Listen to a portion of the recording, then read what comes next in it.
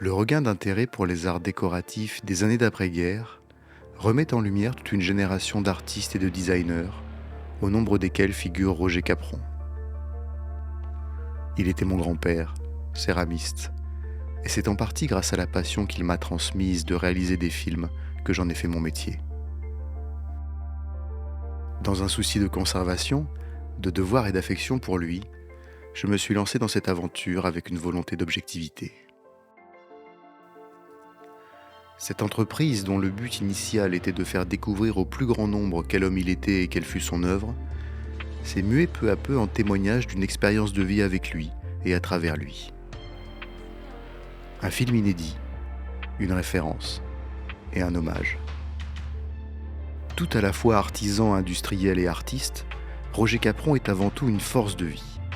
Un créateur dont les œuvres reflètent la joie, une inlassable énergie depuis ses premières œuvres jusqu'à ses dernières sculptures en ronde bosse. Il n'a cessé d'être une référence dans le monde de la céramique toute sa vie. Surnommé l'homme aux 100 idées par jour, il a largement participé à l'expansion fulgurante de la céramique à Vallauris dans les années 50. Mais c'était d'abord un grand enthousiasme de faire des choses, de développer, d'inventer, tout ça. Parce qu'on avait les moyens de le faire, alors que pendant la guerre, tout était terminé, bloqué.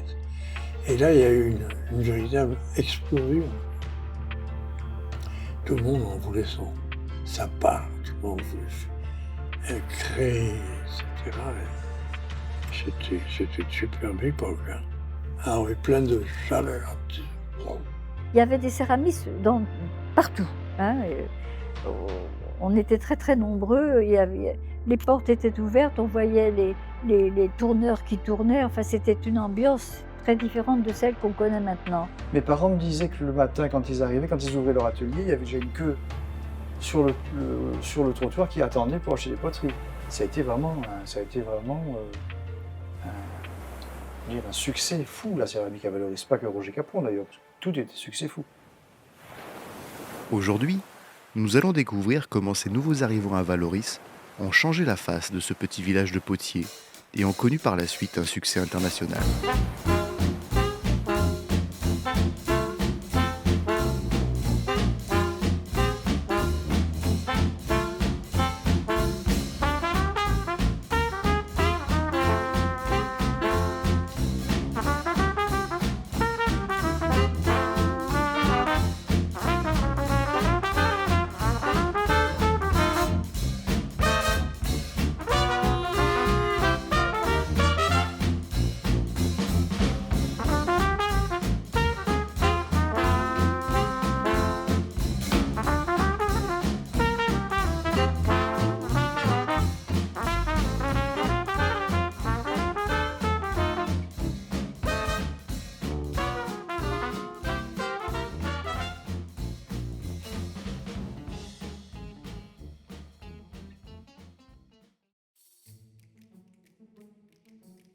Mon grand-père est né à Vincennes en 1922. Enfant unique, il est élevé par sa maman et ses deux grands-mères, son père étant très absorbé par son travail. Ses dons de dessinateur sont remarqués dès l'école communale. C'est là qu'il rencontre Robert Picot.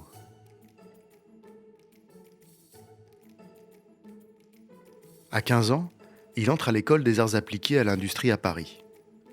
Il intègre l'atelier de tissu et papier peint où il découvre l'univers plus large de la décoration, et notamment de la décoration murale. L'atelier est dirigé par René Gabriel, professeur engagé qui privilégie le beau à la portée de tous. Il encourage ses élèves à adopter dans leurs travaux une approche pratique et fonctionnelle, tout en réalisant des objets agréables à regarder. À cette époque, les Favre, une famille de céramistes connus, exporte en Europe ses créations sous le nom des 4 potiers. Roger Capron et son ami Robert Picot vont admirer ce travail à Paris dans les boutiques chics autour de la Madeleine. Les 4 potiers faisaient des choses remarquables qui nous ont excités et nous nous sommes dit pourquoi pas nous aussi. Sous l'occupation, pour échapper au service de travail obligatoire, Roger se fait faire une fausse carte d'identité, se rajeunissant de 4 ans. Pour paraître encore plus jeune, il se décolore même la moustache. La libération a lieu alors qu'il est maintenant professeur de dessin aux arts appliqués à l'industrie. Quand il sort des arts appliqués, ils doivent être publicistes, affichistes. Ils ne sont pas du tout destinés à la céramique. La céramique, en fait, les cueille un petit peu au hasard des rencontres. C'est son ami Jean Derval qui se lance le premier. Embauché dans la Nièvre par une société qui produit des objets utilitaires en grès, il est initié aux techniques de cuisson au bois à haute température. De son côté, à la recherche d'un lieu de céramique dans une région au climat plus doux, Robert Picot n'hésite pas à se rendre à Vallauris à moto. Il tombe sous le charme de la Côte d'Azur et du lieu qu'il trouve splendide et où tout est à faire. Enthousiastes, les trois compères commencent à organiser leur future collaboration. Cher Roger, je suis venu ici pour faire de la céramique. Je vais donc faire mon apprentissage avec un vieux potier professeur de Tours. Je suivrai tous les cours de tournage et lorsque les élèves seront partis, je continuerai à travailler à l'atelier. Ainsi, j'apprendrai tout qui est phase de fabrication. En achetant ma terre, des émaux et des oxydes, je fabriquerai des pièces pour moi que je pourrai ensuite vendre. J'ai donc un atelier et un professeur à l'œil. En contrepartie, je donnerai bénévolement des cours de dessin.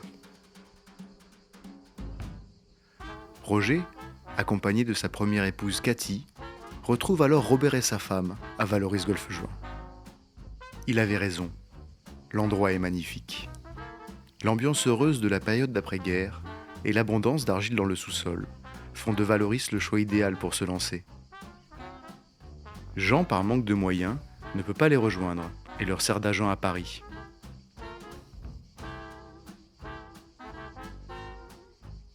Vallauris, à cette époque-là, fabriquait surtout de la poterie culinaire qui était destinée à partir en Afrique du Nord. Elle permettait de faire cuire la cuisine sur des braseros. L'autre activité importante de Vallauris, c'est la culture des bigaradiers.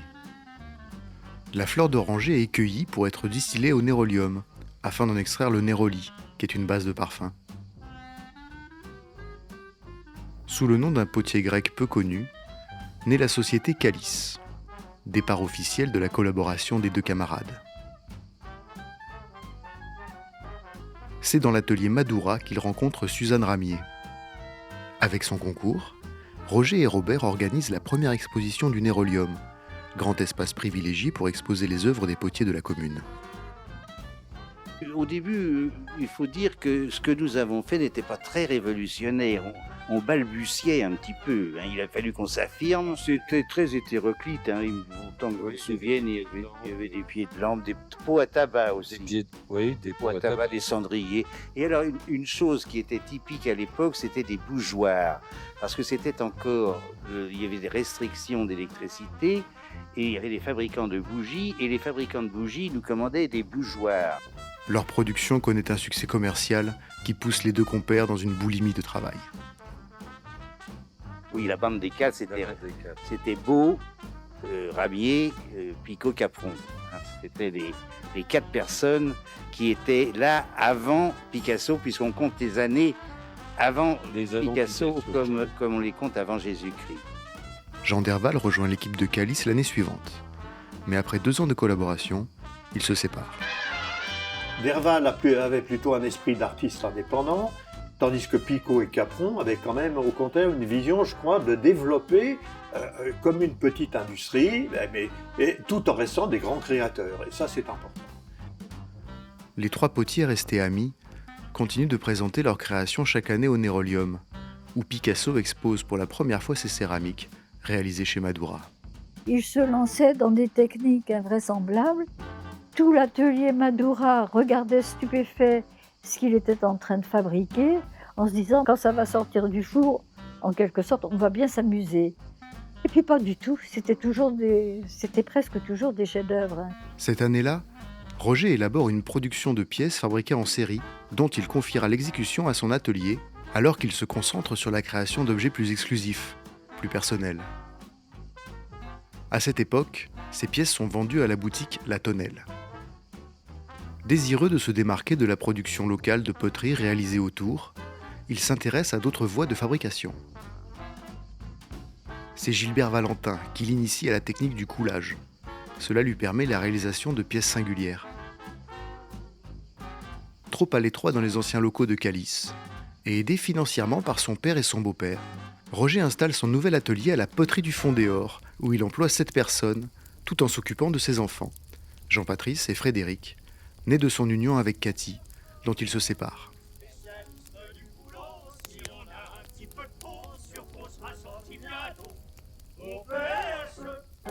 Dans ces années 50, il reçoit à l'atelier la visite des frères Jacques, pour lesquels il a une grande admiration.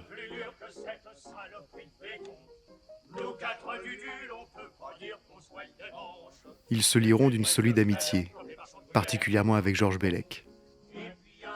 En vacances à Golfe-Juan, le peintre italien Riccardo Schweizer vient spontanément faire la connaissance de Roger à son atelier. En échange du gîte, Riccardo va tenir tout l'été la boutique que Roger a ouverte à Biote. Puis, il revient avec Dina, sa future épouse. Riccardo travaillait dans le fond de la poterie, et tous les copains défilaient pour admirer ses tableaux. Mais c'était en fait la superbe Dina qui était la véritable attraction.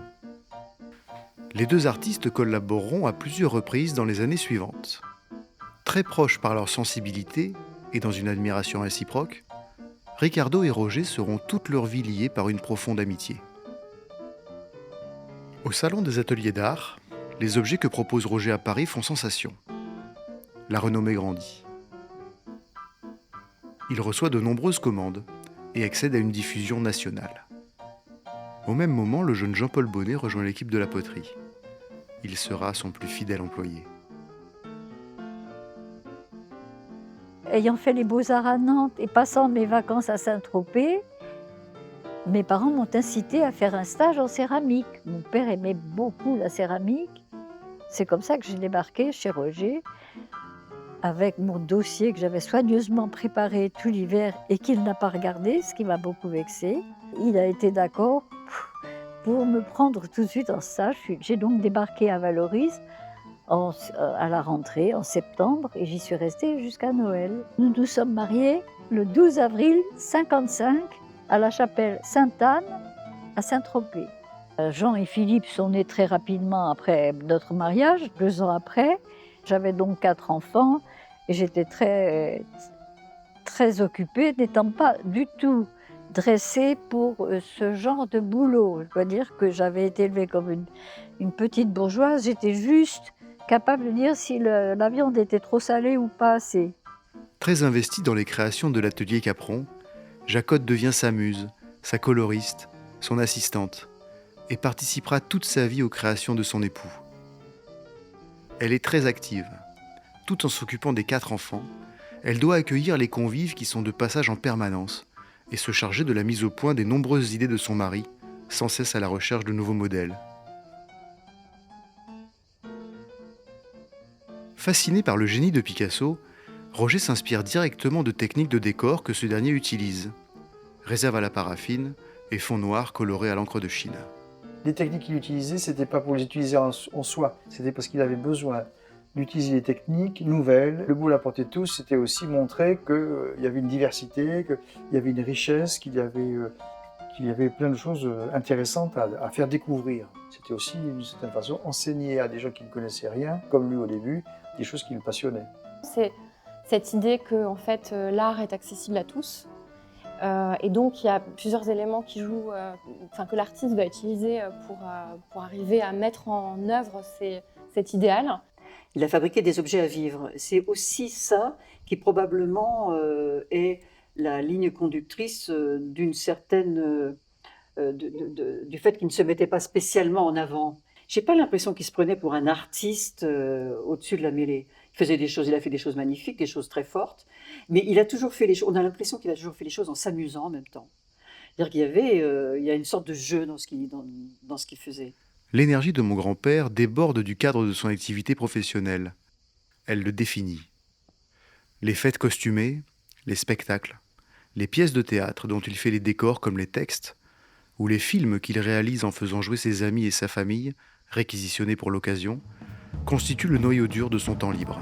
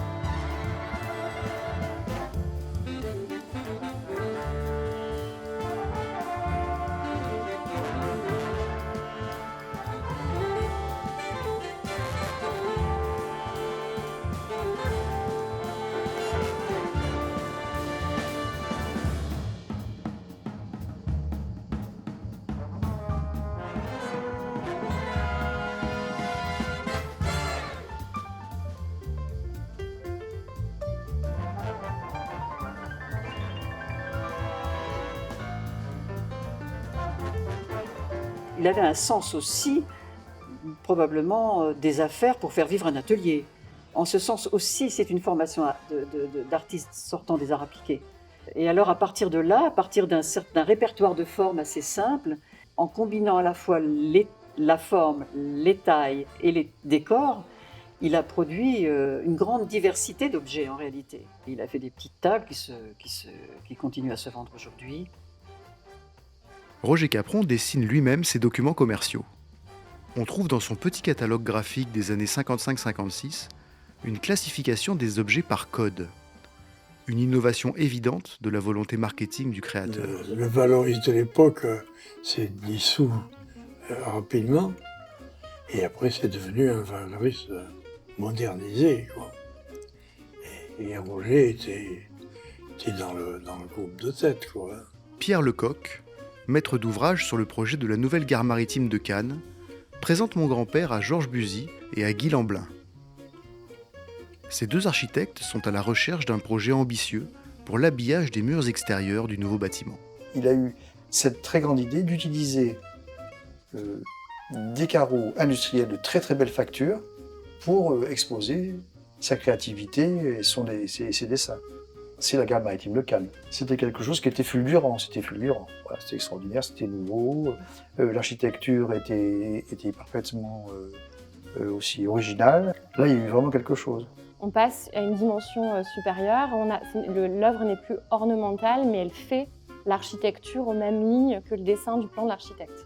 Et en ce sens, c'est une œuvre absolument révolutionnaire. Et le bâtiment, on comprend aussi pourquoi il a suscité ces réactions, du fait de l'ampleur et de la portée de ce geste. Les lecteurs de Nice Matin avaient une page entière du journal pour pouvoir donner leur avis sur ce monument. Les Cannois n'avaient absolument pas accepté ce type de décor abstrait. Il se trouve qu'il y avait un anniversaire de Picasso à Valoris et qu'on était tous invités, évidemment, tous les potiers étaient invités et que Roger lui a demandé d'intervenir, ce qu'il a fait bien volontiers en signant une lettre et en faisant signer tous ses copains, dont Cocteau qui était là. Et c'est comme, en quelque sorte, l'aboutissement de tous ces discours d'années durant sur comment ces métiers et ces créatifs ont cherché à collaborer. Donc tout d'un coup, là, on a à cet endroit-là, à Cannes, une sorte d'aboutissement total avec ce discours qui fonctionne et qui s'incarne. Cette réalisation, développée sur les bandeaux des deux façades de la gare maritime, est le point de départ de très nombreuses commandes de panneaux décoratifs dans toute la France.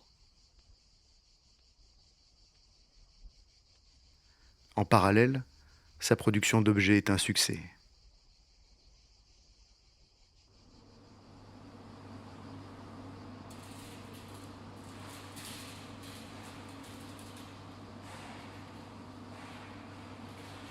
Roger emploie alors environ 30 personnes. Il charge Jacotte de trouver un terrain dans l'arrière-pays niçois pour y construire un chalet de vacances, dont l'architecture de son ami Georges Buzy contraste avec le paysage rural environnant. Bâtiment résolument moderne, le chalet Capron n'a pas été bien accueilli non plus, au point d'être surnommé par la population locale le chalet du Fada. Roger abandonne progressivement les pièces de forme et développe une production de décoration pariétale destinée à l'architecture. Dans le domaine conventionnel de la production de carrelage de cette époque, son travail est perçu comme particulièrement novateur, car personne alors ne réalisait de choses comparables. C'est un nouveau type de relation professionnelle qui naît avec les décorateurs et les architectes. Ces derniers peuvent adjoindre son talent à leur réalisation. Un jeune architecte nîmois, Joseph Massota, le contacte pour la réalisation des deux grands panneaux décoratifs destinés à la Maison de l'Agriculture et au théâtre de Nîmes qu'il est chargé de rénover. Pour cela, il invite mes grands-parents afin qu'ils connaissent les lieux de ses projets. Ils sympathisent immédiatement. Joseph est brillant, intelligent et partage sa grande culture avec humilité. C'est un bourreau de travail. Au concours pour la création du Centre Georges Pompidou, il fait partie des 10 équipes retenues, alors qu'il a conçu et présenté son projet tout seul.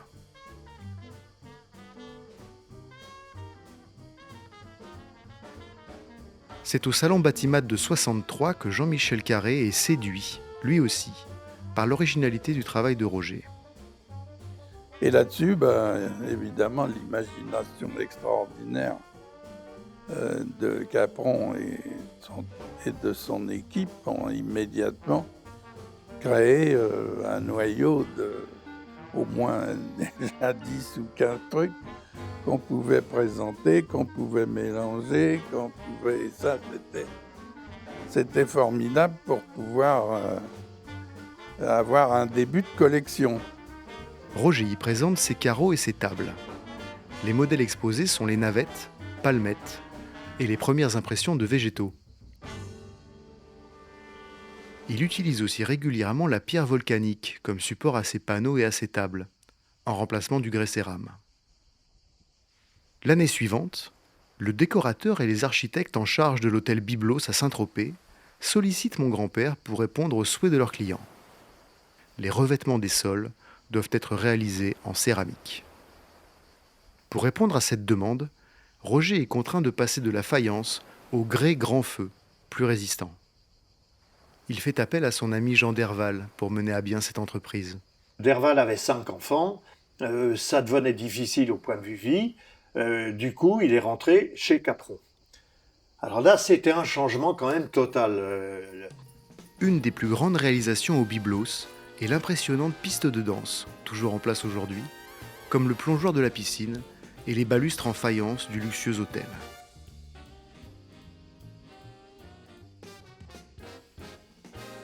Le passage de Roger au grès et l'équipement dont il dispose maintenant lui permettent de réaliser dans ses ateliers ses propres supports. Il développe alors une nouvelle production plus sensuelle, à partir d'une pâte molle qu'il peut graver, creuser, estamper et poinçonner à volonté. Leur créativité a été vraiment extraordinaire. Ça a été un succès commercial dans des tas de domaines. Mon grand-père fait alors la connaissance de François Druet, un jeune architecte. À partir de ce moment-là, Roger m'a demandé si ça m'intéressait plutôt de collaborer avec lui et d'être un peu, de venir une fois par semaine, ou une fois tous les 15 jours en tout cas, à Valoris, pour examiner les différents projets qu'il passait sous le nez et pour les rendre plus intéressants. On avait des échanges professionnels, toujours passionnants, sur aussi bien l'architecture que sur l'architecture intérieure, que sur la céramique.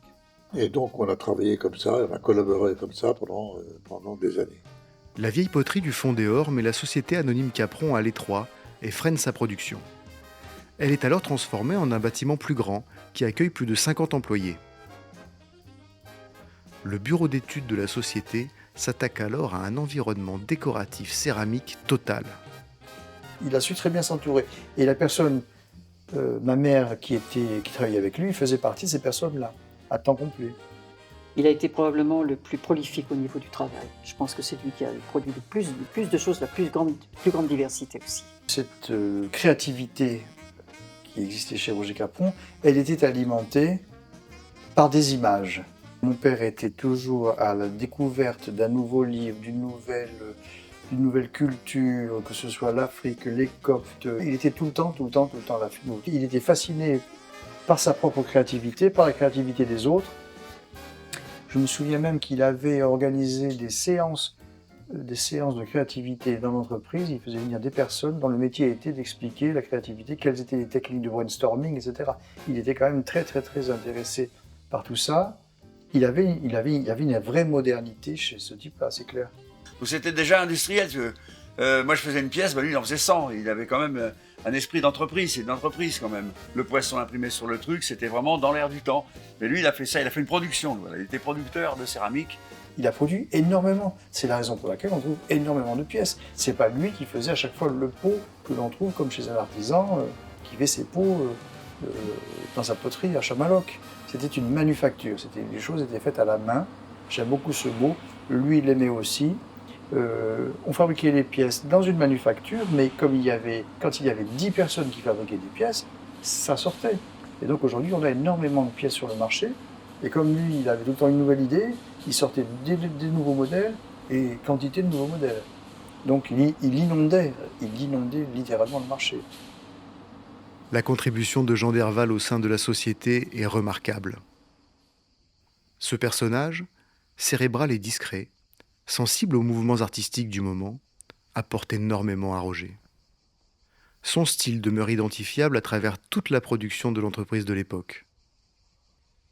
Dans les années 60, un courant artistique soutenu en partie par Vasarely, connu sous l'appellation Dop Art, stimule l'esprit de Jean Derval. Ainsi naît le WM en 70.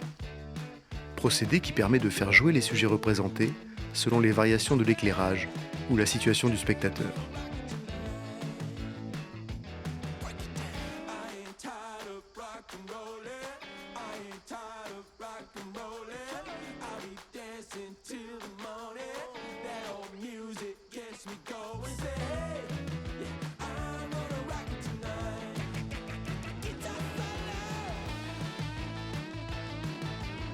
Puis, la Damas, une organisation de polyèdres.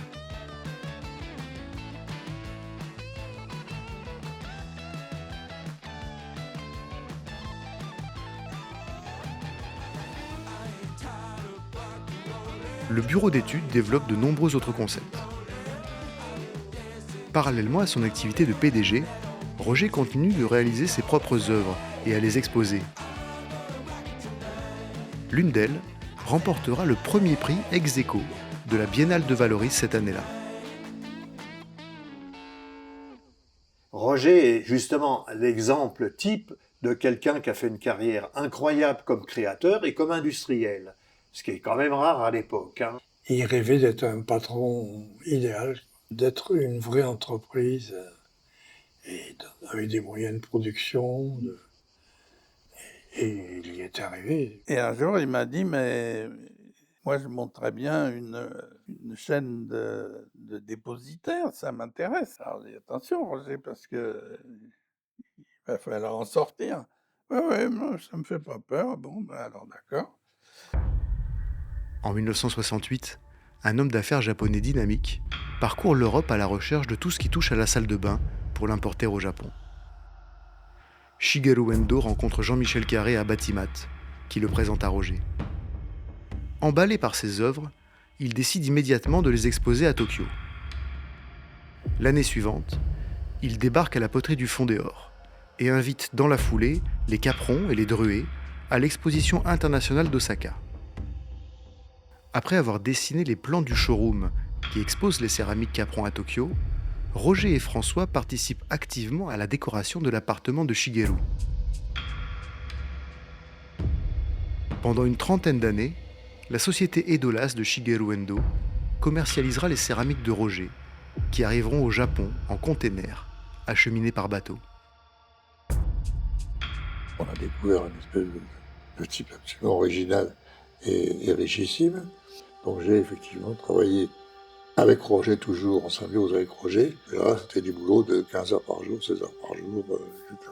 Shigeru et Roger, hommes sensibles et secrets, partageront curieusement, compte tenu de leur culture distincte, de nombreux points communs et s'attacheront l'un à l'autre très rapidement. C'est le départ d'une aventure remarquable qui liera les membres de leurs familles respectives, en particulier lorsque mes grands-parents accueilleront Shigeko, sa fille, au sein de leur propre maison. À la fin de sa vie, très malade, Shigeru voyait Roger dans ses rêves. Depuis les années 60 à la tête du comité des fêtes de Vallauris, Roger organise de nombreuses manifestations publiques. Par exemple, il remet en vogue la fête de la Saint-Claude, saint patron des potiers. Ou encore, il organise 10 ans plus tard le 90e anniversaire de Picasso, que lui confie le Parti communiste français, sans limite de budget. Une grande manifestation à laquelle le maître, indisposé, ne viendra pas, malgré la présence de nombreuses personnalités. C'était tout en fonction de la même façon. On faisait des fêtes comme on faisait de la poterie, on faisait de la poterie comme on faisait des fêtes, tout était mélangé. À la maison, quand j'étais petit garçon, il y avait tout le temps 10-15 personnes, c'était table ouverte, il y avait toujours un chanteur qui venait, un ami peintre, un italien, un grec. Son goût pour la fête, le théâtre, le cirque, d'ailleurs incarné dans ses œuvres, l'amène à monter dans les années 70 une troupe de théâtre, puis une revue, dans une partie de l'usine transformée pour l'occasion en cabaret, où se produisent ses employés, ainsi que les membres de sa famille recrutés pour l'occasion. L'entreprise emploie plus de 100 personnes à cette période. Elle a triplé son chiffre de vente à l'international et exporte dans toute l'Europe, comme au Japon. En 80, les tables en grès représentent 35% du chiffre d'affaires de l'entreprise. Elles sont et restent toujours de petits panneaux décoratifs transportables. Un excellent moyen de communiquer sur les grandes réalisations. Ce succès commercial conduit Roger à confier à François la conception d'une nouvelle maison. L'un et l'autre œuvreront ensemble, dans leurs compétences respectives, à cette réalisation en béton brut de décoffrage et verre sur les hauteurs de Valoris, Loubetoun. Construite dans un bois d'eucalyptus qui la rend totalement invisible de la campagne environnante, la maison, d'environ 400 mètres carrés au sol, se dessine en forme de U autour de la cour principale prolongée par la piscine. Les patios qui la composent offrent des puits végétalisés et les nombreuses cloisons de verre apportent une grande luminosité. Chaque partie indépendante converge vers le cœur de la maison, zone centrale de rassemblement de la famille et des amis. L'étage est composé d'un vaste living et de terrasses qui communiquent entre elles par des passerelles. Démolie aujourd'hui et remplacée par un mas néo-provençal, cette maison, hors norme, représente d'une certaine manière l'accomplissement de la réussite de mes grands-parents. Roger Capron avait un fourtunnel, je crois que c'était le seul fourtunnel à Valoris. C'était un truc qui consommait une quantité de gaz phénoménale, qui tournait jour et nuit, et c'était un truc de dingue. Ouais. Mais ça marchait tellement bien que moi je lui disais, moi il me faut 10 tonnes ou 20 tonnes, mais je ne peux pas remonter des petites commandes, donc je vais stocker. Dans mon entrepôt, je vais stocker et puis je distribue. C'est moi qui ferai les paquets, les colis, les commandes pour les clients. Donc il fallait obligatoirement que je prenne un assortiment large pour pouvoir constituer des trucs qui correspondaient aux demandes. Roger en avait jusque-là des comptes, des machins, du truc.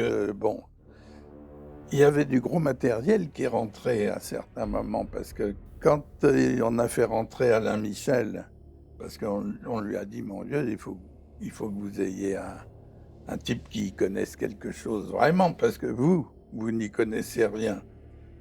A priori, vous faites tout et ça marche, bravo. Mais sur le plan technique, s'il faut sortir ça à des cadences. Monsieur Michel, c'était un ingénieur, céramiste, quelqu'un justement qui faisait partie de la grande culture céramique, qui était un homme adorable, mais il a tordu. Il a tordu que c'était pas possible, parce qu'il lui demande, tiens, vous êtes vous êtes le plus grand, vous êtes un très bon céramiste, vous êtes un très bon ingénieur, mais alors vous allez me faire ça, vous allez me faire ci, vous allez me faire ça. Tout ce qui lui passait par la tête. L'affaire tournait à son maximum, hein. Comme Roger était parti dans le grès et que ça semblait être une tasse de thé, après il s'est servi aussi d'autres choses, mais enfin là, à l'époque, il a créé. La situation devient difficile à plusieurs niveaux. Avec les répercussions liées au premier choc pétrolier, l'entreprise a du mal à écouler sa marchandise auprès de ses nombreux revendeurs, alors qu'elle tourne toujours à plein régime. Elle est alors contrainte de stocker elle-même sa production. Les revenus sont en baisse, et contre l'avis de son conseil d'administration, dont fait maintenant partie Jean-Michel Carré, Roger refuse de se séparer d'une grande partie de ses employés. Paternaliste et confiant, mon grand-père décide alors d'hypothéquer ses propres biens pour tenter de maintenir l'usine à flot, ce qui lui coûte l'équivalent d'environ 10 000 € par jour, pendant plusieurs mois. Le carrelage que nous fabriquions atteignait des prix assez importants et brusquement, le marché a disparu en quelques mois. Les clients, beaucoup de clients négociants en matériaux ont fait faillite, etc. Nos dépositaires prenaient beaucoup d'importance, enfin beaucoup d'influence sur le choix des modèles, et ils nous demandaient de faire des modèles beaucoup plus commerciaux que ce que faisait Roger avant. Leurs efforts ne suffisent pas.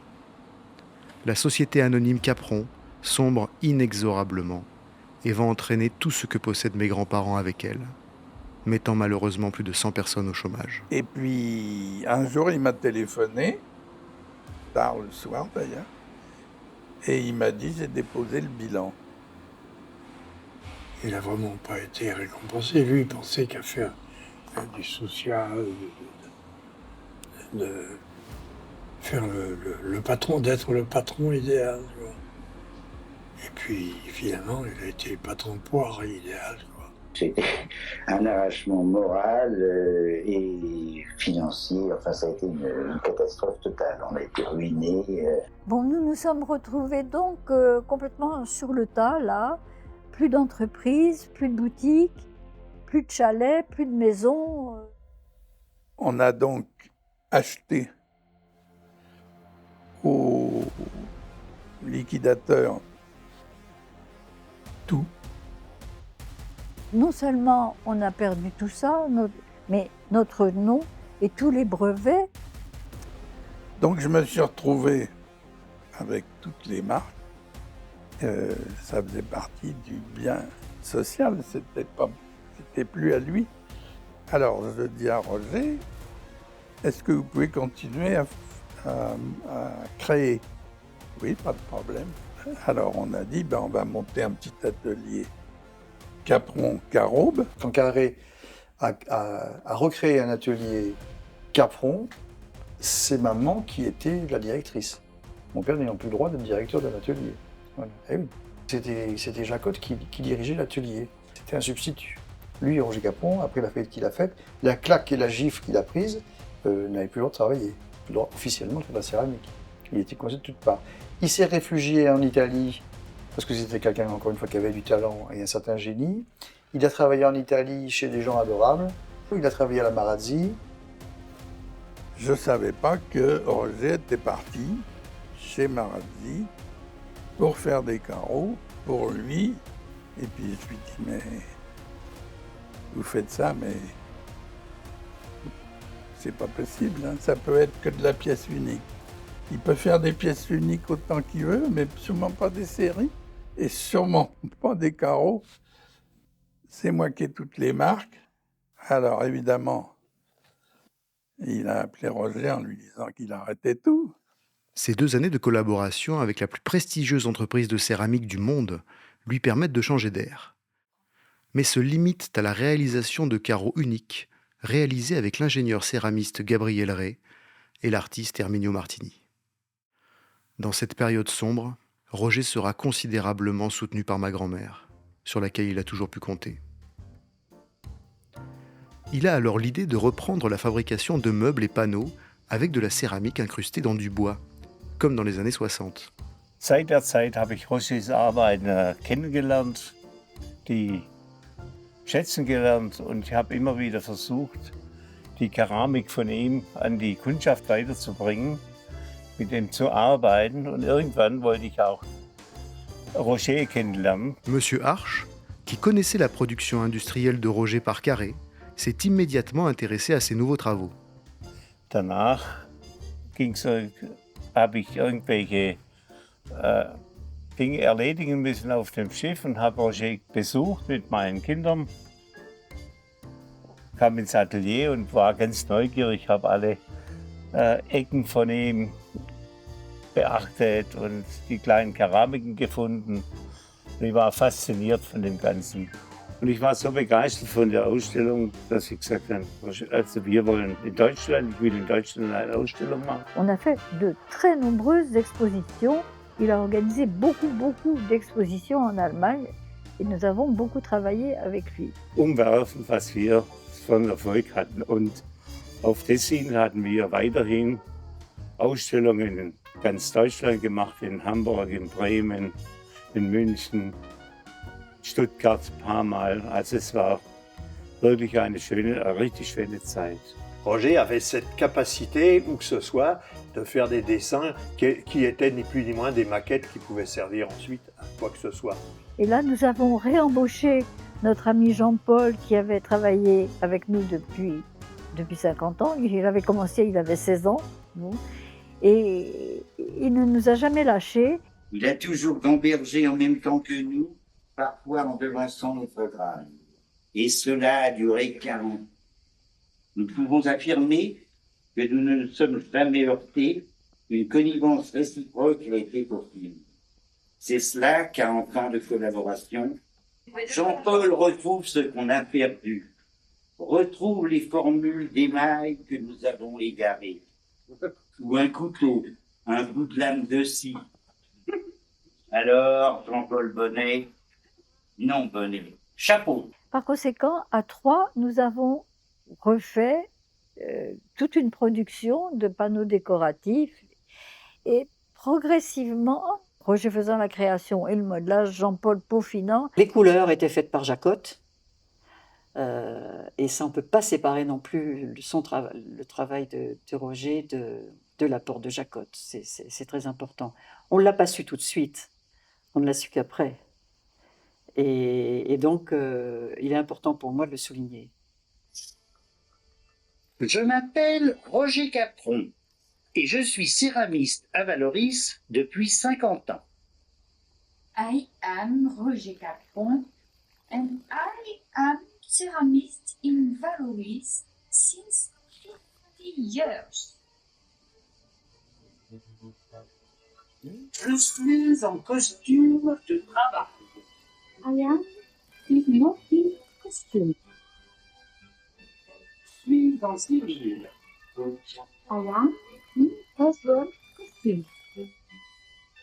Je suis en costume de raccoon. I am in raccoon costume. Initié par Philippe à la pratique des cuissons rapides et de la réduction par enfumage dès la sortie des pièces du four vers 1000 degrés, Roger découvre un nouveau jeu. Il s'est mis à ce qu'on appelle le raku. J'aime pas ce terme parce que c'est toujours une appellation d'une famille japonaise, hein, avec un trésor national vivant. Alors là, c'était plus le grès, c'était plus la faïence. C'était carrément du travail de sculpture. Hein. Il n'y avait plus d'objets à ce moment-là pratiquement. Hein. Et tout de suite, c'était un redépart phénoménal. Tout le monde s'est rendu compte des qualités énormes de sculpteur en fait qu'il avait.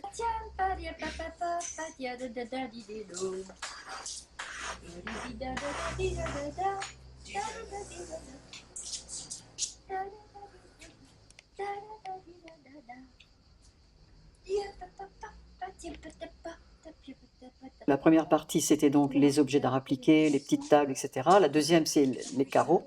Et puis la troisième, ce sont les sculptures qu'il fabriquait par assemblage, avec une joie de vivre qui est totalement...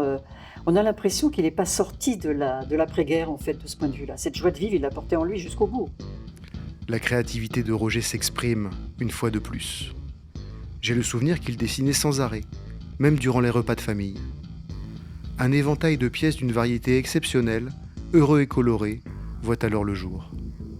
Avec ses pièces uniques, à 70 ans, l'artiste accède une seconde fois à un succès international. J'ai un esprit assez ludique et entre autres, dans le privé, on fait des fêtes, des films entre amis et je retrouve ça dans la céramique. Faire des choses gaies, jeunes, d'esprit, enfin, de la vie générale, je l'ai entendu 100 fois. Oh, ce que c'est gai, ce que c'est amusant, ce que c'est drôle par rapport à ce qu'on voit habituellement. Ça nous fait plaisir de voir ça et bon, tant mieux.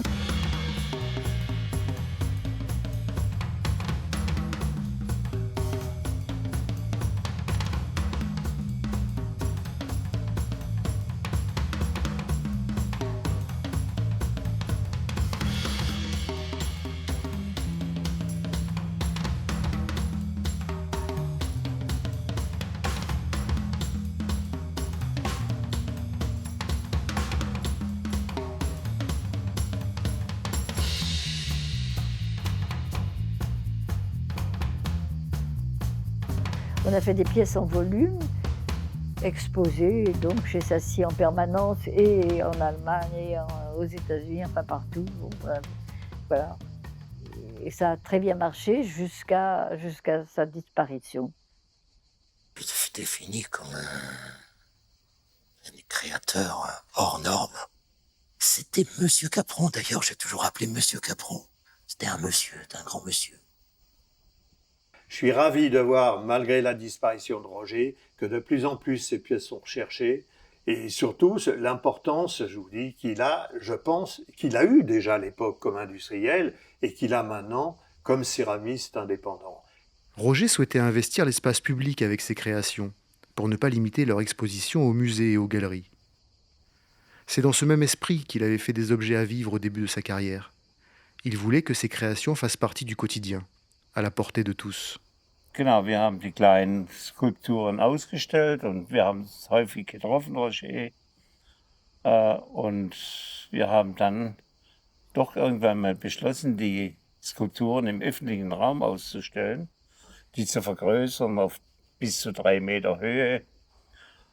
Und durch die Technik der Industrie mit dem Abscannen und die Vergrößerung herzustellen und das fachliche Wissen von meiner Firma mit die Skulpturen zu vergrößern, haben wir die Sache in die Hand genommen und hallo, die Nathalie ist ja ein Lieblingsengel von mir. Mit schönen Flügelchen, ja, von Jacquot, schön, genau. C'est pourquoi le procédé de Reinhold Arch est si intéressant.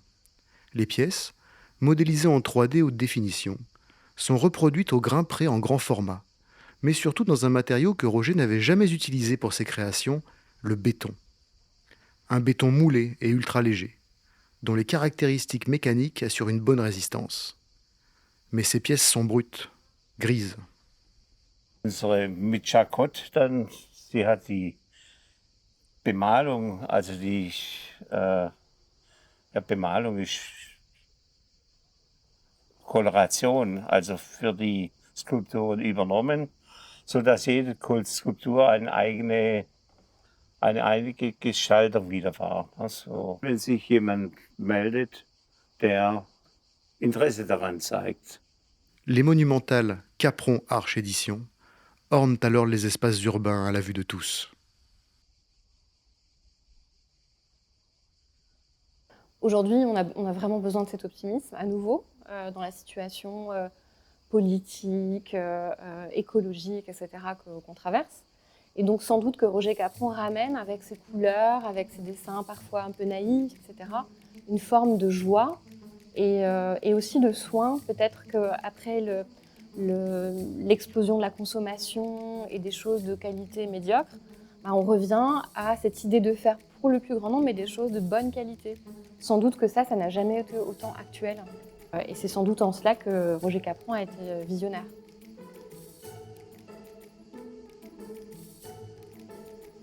À 88 ans, alors que Roger nous a quittés en 2006, Jacquot continue à travailler avec énergie et plaisir et réalise des panneaux et des formes géométriques colorées. Elle expose dans de nombreuses galeries et sa production est un succès. Parce que Jacquot continue à travailler, ce qu'elle fait est remarquable, c'est formidable.